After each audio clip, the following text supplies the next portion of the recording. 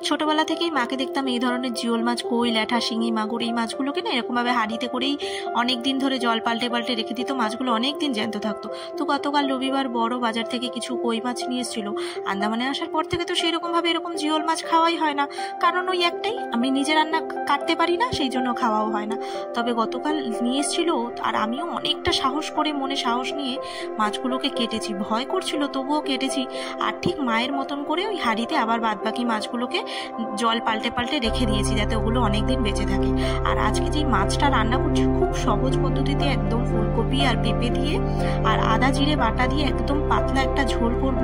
এটা খেতে খুব ভালো লাগে, আর এইটা খুব তাড়াতাড়িও হয়ে যায়। দুপুরের মেনুতে আজকে ছিল এই কুলেখাড়া পাতার একটা পাতলা ঝোল, আর ওই মাছের ঝোল, আর ছিল কুলেখাড়া পাতার বড়া। এইগুলো আমার ভীষণ ফেভারিট, এই পাতার বড়া। তো চলুন আজকের পর্যন্ত এই পর্যন্ত, ভিডিওটা আবার অন্য একদিন দেখাবে।